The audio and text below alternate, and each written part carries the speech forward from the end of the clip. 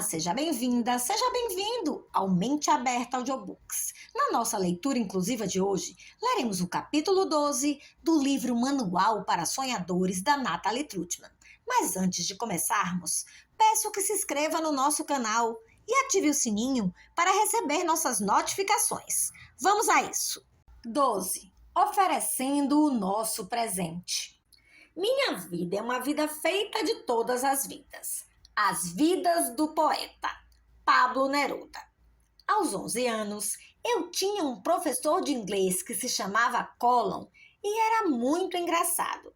Não sei se eram seus enormes bigodes, que pareciam pendurados até o queixo e que davam a ele um ar de hush puppy, ou o seu porte alto e jeito desengonçado que lembravam Frankenstein, só que menos feio, dentro do velho terno marrom que parecia usar todos os dias.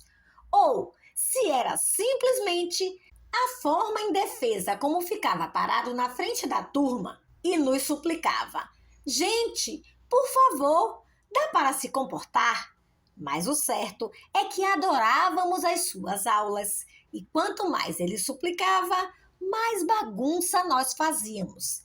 E foi na aula dele que eu e minha amiga, a mesma que compartilhou minha experiência do primeiro dia usando sutiã, rimos tanto que quase caímos de nossas cadeiras. Mr. Colin nos observava com aqueles olhos de cachorro cansado e pedia: meninas, por favor, mas não podíamos nos conter. Ríamos tanto que começamos a chorar e nos inclinávamos para a frente em espasmos histéricos, segurando nossas barrigas. O motivo do nosso súbito ataque de riso estava do outro lado da sala. Um dos meninos da classe estava tendo uma ereção, mas não tinha percebido. Recostado tranquilamente em sua cadeira, com as pernas esticadas para a frente, ele mascava chiclete feliz da vida, sem perceber o enorme alerta vermelho que aparecia por cima do seu abdômen. Fui eu que fiz a descoberta e, como era a primeira vez que via algo assim, fiquei surpresa e apontei para minha amiga olhar também. Ambas começamos a rir como malucas, enquanto ele continuava mascando seu chiclete, sem perceber o que estava acontecendo. Demorou mais alguns minutos para o amigo que estava sentado do lado dele perceber o motivo das nossas risadas e alertá-lo de sua situação constrangedora. O menino levou um susto, claro, pulou da cadeira e puxou a mesa para cima das pernas. A reação só nos fez rir ainda mais alto. Mr. Colin não entendeu nada da confusão que se passava em sua frente e ficava nos olhando atônito, sem compreender o que nos fazia rir daquele jeito, ambas vermelhas e quase sem ar. Minha risada me custou caro. Um belo dia, algumas semanas depois, quando eu estava usando uma camisa de manga curta, levantei o meu braço e... Matagal! Gritou um dos meninos, exatamente aquele com quem eu tinha implicado, cutucando o amigo, apontando em cheio para os 3 ou 4 pelos encaracolados que tinham acabado de despontar nos meus até então ternos sovacos. Eu não sabia o que fazer com aqueles invasores e minha mãe ainda não tinha me apresentado ao aparelho de depilar. Foi a vez dos meninos de rir e riram até não poder mais. Cada vez que eles começavam a se acalmar, um dos dois voltava a exclamar: Matagal! E voltavam a rir, enquanto Mr. Colin suplicava para que se acalmassem. É difícil lembrar todos os detalhes desses anos de puberdade e daquelas aulas, mas algumas imagens, como a da ereção involuntária do meu colega de turma, ficaram gravadas na minha mente para sempre. Uma delas é a do Mr. Colin, permanentemente parado na frente da turma, olhando a turba de pré-adolescentes fazendo bagunça e pedindo com aquele jeito bonzinho dele: Gente, por favor, dá para se acalmar? Mas para mim, o episódio mais inesquecível daquela época foi quando o Mister Collum nos pediu para que escrevêssemos o nosso primeiro ensaio em inglês. Semanas antes de entregar o trabalho, tivemos que anotar o livro que escolhemos para a tarefa numa lista que circulou pela classe. Nesta época, eu já tinha embarcado na minha maravilhosa jornada de livros e lia quase um livro por dia. Mesmo assim, tive muita dificuldade em escolher qual seria o livro que usaria para esta tarefa tão especial. Acabei colocando qualquer um na lista, mas já sabendo que não seria o que eu usaria e que ia continuar procurando até achar algo que fosse o emocionante suficiente para realizar a tarefa. Acho que foi assim que achei o livro de Léo Buscaglia, Vivendo, Amando e Aprendendo. Lembra dele? Nas prateleiras da minha mãe. A verdade que emanou das primeiras páginas do livro me deixou emocionada, mas também me fez engolir o texto como se fosse o melhor chocolate que já tinha experimentado em minha vida. Tinha que ser esse. Passei noites e noites sentada na cama e coberta com o edredom branco de florzinhas coloridas bordadas no meu quarto de paredes amarelas. Cor que tive de suplicar para que minha mãe me deixasse pintar, ouvindo a música de Barbra Streisand e Júlia Iglesias. A família já tinha medo que eu virasse uma romântica antiquada e perdida, e escrevendo e reescrevendo as linhas do primeiro parágrafo do que seria uma das minhas primeiras obras. A vida é como uma bola de cristal. Infelizmente, essa primeira frase é o máximo que eu consigo lembrar daquele trabalho que fiz com tanto esforço e carinho. Acho que o texto falava também algo sobre como seguramos a bola de cristal em nossas mãos e que quando ela cai, se rompe em 1000 pedaços coloridos e como cada um é uma parte importante de nós. Com certeza foi confuso e rebuscado demais, já que eu me sentia terrivelmente embriagada com a minha primeira experiência de autoajuda.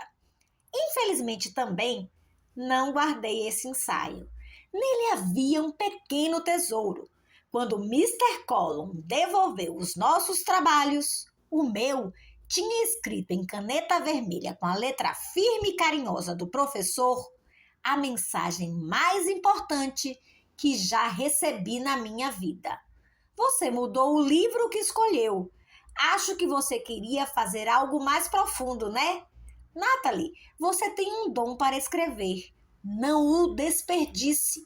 O que me surpreende até hoje é como esse homem, que mal conhecia a menina travessa e mal comportada que eu era, conseguiu enxergar o lado profundo de meu ser e prever o que poderia ou não acontecer comigo.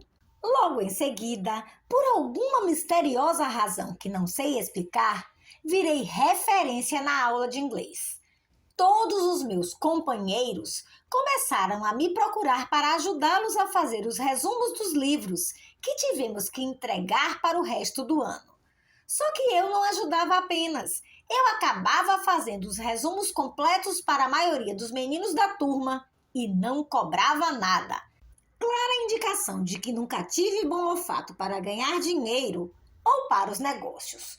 Como tinha lido e continuava lendo muitos livros, os resumos eram muito fáceis para mim. O desafio era escolher textos que não fossem muito femininos e inventar diferentes caligrafias. Ainda não tínhamos aprendido a escrever à máquina, para que o professor não reconhecesse quem estava fazendo o trabalho dos outros. Mas eu me sentia nas alturas. Era procurada e paparicada por todos os meninos, até aqueles que riram dos meus pelinhos encaracolados, e enxergava finalmente que tinha algo especial.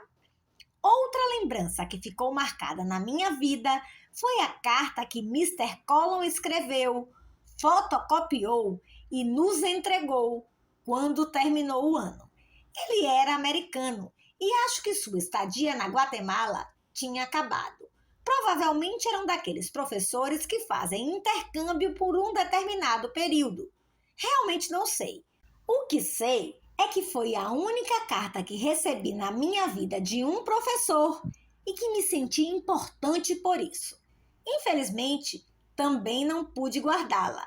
Depois de tantas viagens e mudanças, tive que aprender a aliviar as cargas. Mas lembro até hoje de uma frase da carta em que ele nos dizia que éramos os herdeiros de uma responsabilidade muito grande, sendo filhos de famílias privilegiadas num país onde existia tanta pobreza.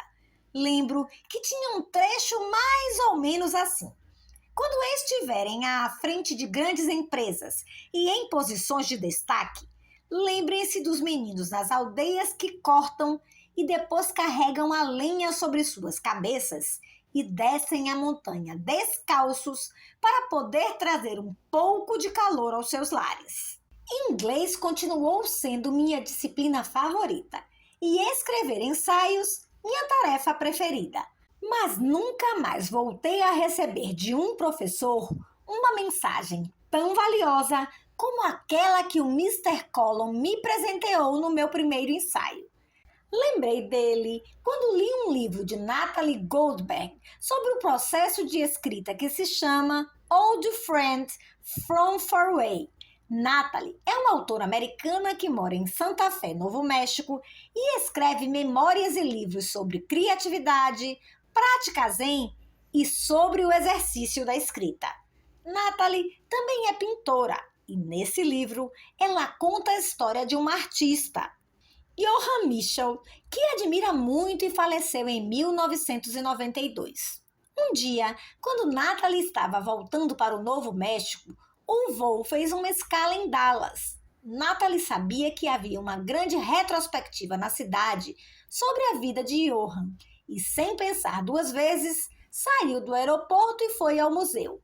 Passou um bom tempo admirando os trabalhos e depois foi à loja do museu comprar a biografia da artista.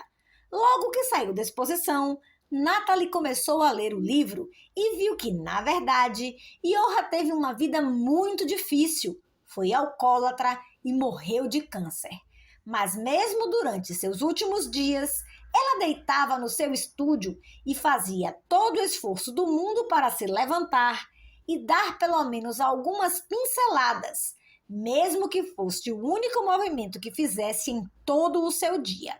Folheou o livro e deu de cara com uma página que trazia uma pintura de Johann, datada de 1992, bem perto de sua morte. A pintura tinha pinceladas azuis, púrpuras e laranjas que dançavam de uma forma mágica no enorme fundo branco da tela e pareciam que iriam desaparecer num segundo. Curiosa, Natalie leu o título embaixo do quadro e o nome era Merci, obrigada. Na mesma hora, sentiu como se alguém tivesse dado um soco em sua barriga e não conseguiu conter as lágrimas. Johann tinha pintado até o último sopro de vida e havia concluído a tela derradeira com um agradecimento por tudo o que recebera enquanto estava viva. Essa história mexeu muito comigo e me fez pensar como a vida é mesmo um presente, o maior presente que pode existir na face da Terra. Quando temos vida, tudo é possível. Ela é como um barro fresco, com o qual podemos criar as formas que queremos. E aquilo que criamos a partir desta matéria é o que devolvemos à vida. É o nosso presente para ela. Muitas pessoas ponderam, mas a incerteza dá medo. Não sei por onde começar, nem como fazer as minhas criações.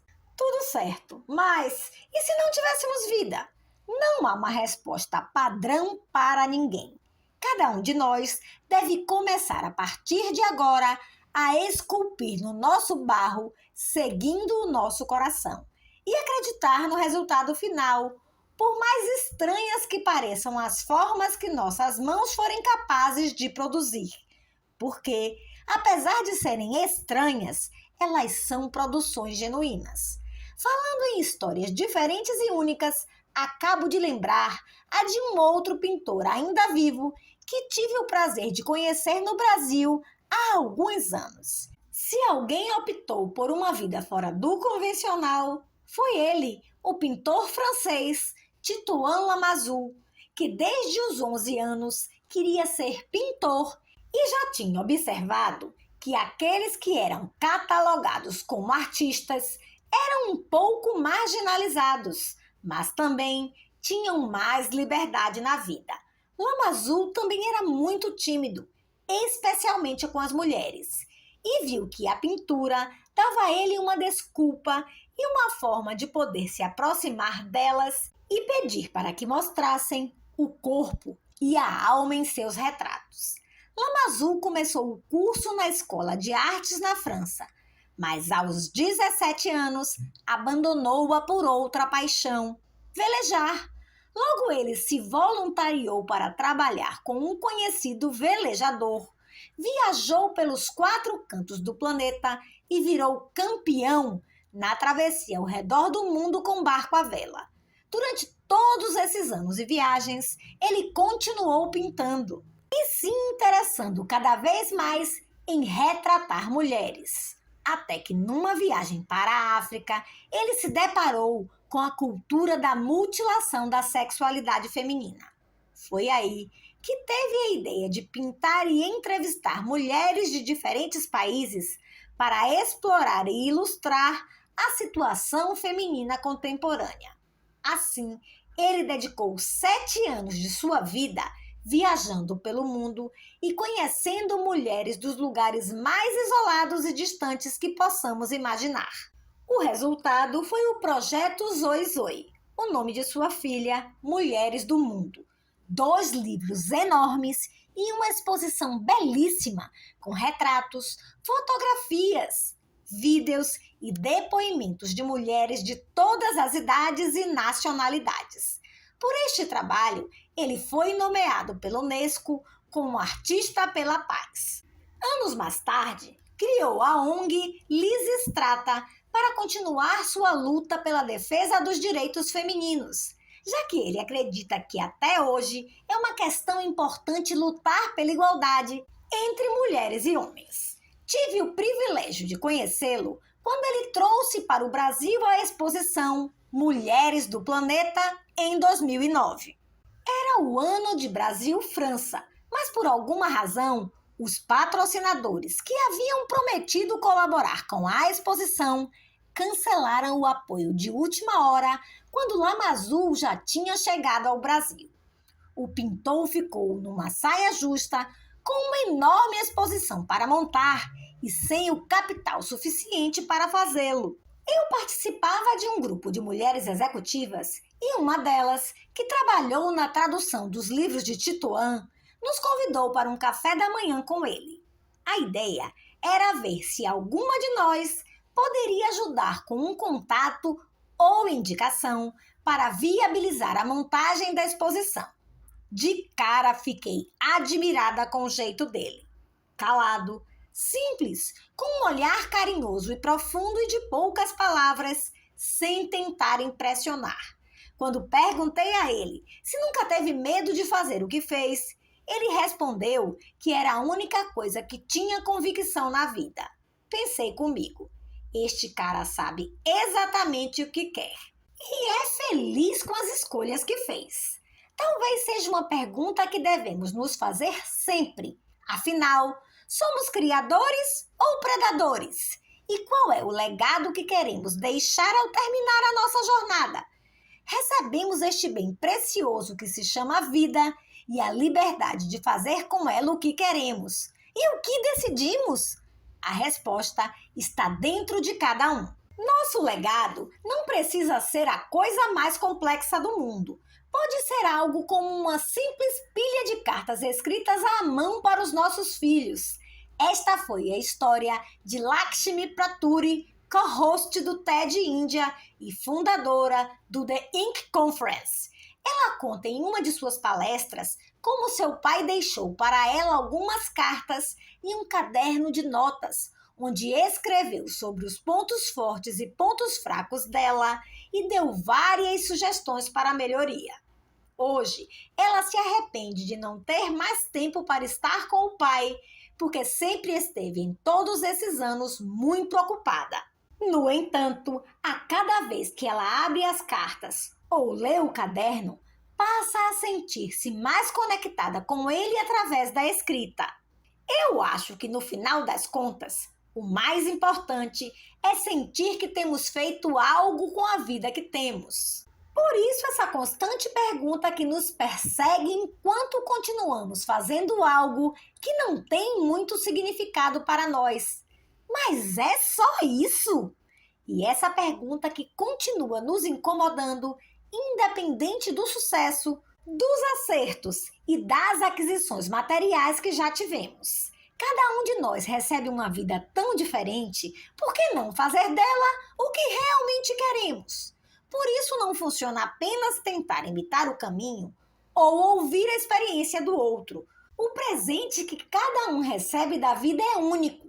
O problema é que não nos ensinam ou não achamos exemplos suficientes que nos mostrem como pensar e tratar nossa vida como o nosso melhor presente.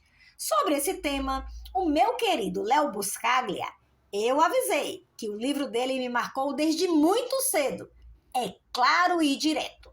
A vida é um maravilhoso banquete, cheio de tantas coisas para experimentar, e a maioria de nós vive morta de fome, sem aproveitar de tudo o que nos é oferecido. Não é de surpreender, então, que tenhamos tanto medo da morte. Será que é porque nós não conseguimos aproveitar esse banquete e passamos o tempo todo nos questionando por que nos sentimos tão perdidos? Há um outro exemplo que Lakshmi menciona em sua palestra e que é sensacional. É sobre a história de Art Buchholz, um grande comediante americano que encantou vários leitores com sua coluna satírica no The Washington Post e conquistou o reconhecimento de um prêmio Pulitzer. Ele encontrou seu presente quando percebeu que o mundo não tinha lógica nenhuma e que, apesar de ter tido uma infância difícil e vivida em grande parte dentro de orfanatos, ele tinha vindo ao mundo para fazer as pessoas rirem. Viveu uma vida boa, espalhou muita alegria e, quando faleceu, deixou saudades. Tantas que o The Washington Post surpreendeu os leitores, publicando uma homenagem em sua coluna no dia seguinte à sua morte. Hi, I am Art Buchholz and I just died. Olá, sou Art Buchholz e acabei de morrer. Seja através da arte, do humor, das palavras, das construções ou da música, a pergunta que deveríamos nos fazer todos os dias é: qual o motivo pelo qual eu, esse ser tão confuso, vim ao mundo? E o que é que vou fazer com este maravilhoso monte de barro que me deram para criar a minha maluquice? A maioria pensa assim, mas eu não sei o que quero fazer. Não sei quais são meus sonhos. Eu não acredito nisso. Acredito que todos nós sabemos o que queremos fazer, mas acho que nos cobrimos de tantos deveríamos e de o que dirão que não conseguimos ouvir nossos desejos. E entre aqueles que têm a sorte de enxergar seus objetivos, muitos têm vergonha de falar sobre eles em voz alta por medo de mostrar quem realmente são. Como saber então se realmente estamos trabalhando em nosso sonho? Benjamin Zander, o maestro da Orquestra Filarmônica de Boston, tem um método muito simples: ver quantos olhos ao redor de nós, e incluindo os nossos, estão brilhando. A medida não é o dinheiro ou a fama, é o brilho nos olhos. E só o que temos que nos perguntar todos os dias é: o que estamos fazendo para que os nossos olhos, os olhos dos nossos filhos ou das pessoas que estão ao redor brilhem? Há pessoas que têm a sorte de conhecer mentores inspiradores que fazem os seus olhos brilharem desde cedo e que conseguem identificar e manter essa chama acesa através da vida. Acredito que Mister Colon era uma dessas pessoas que tinham encontrado sua paixão, e a dele era ser professor. Ainda que naquela fase da minha vida eu fosse muito jovem ou bagunceira para entender o presente que ele estava me dando. Mas hoje entendo o valor e o poder de uma frase certa. André Hirata, escritor do maravilhoso livro Guerreiros da Esperança, conta como prometeu que um dia escreveria um livro sobre a jovem e terna professora Bumus e o diretor Pak Rafan, que dedicaram suas vidas a motivar e educar jovens como ele. Na escola mais pobre e miserável da ilha de Bentong, na Indonésia, onde o teto mal protegia alunos e professores das chuvas e do sol. Bumus e Pak Rafan estimularam e motivaram a dignidade e a autoconfiança dos estudantes. Apesar de sua humilde origem, Andréa conseguiu se superar, conquistar uma bolsa no Programa das Nações Unidas e, mais tarde, no renomado Programa de Escrita Criativa na Universidade de Iowa. Mister Colon se deparou com um grupo de alunos menos sedentos ou necessitados por conhecimento. Nós podíamos nos dar ao luxo de sermos crianças e de brincarmos à vontade, enquanto os nossos pais bancavam a escola. E esse tipo de aluno pode ser o mais difícil, por ter recursos à disposição que parecem ter caído do céu. Que pena que não conseguimos aproveitar mais da generosidade e da paixão de Mister Colon. Mas hoje, tantos anos depois, eu ainda me lembro dele e fico imensamente grata pelas frases que me presenteou. E finalmente posso dizer, não, Mister Colon, apesar de toda a bagunça que fiz dentro de sua classe e fora dela, não desperdicei o presente que a vida me deu e que você me ajudou a enxergar.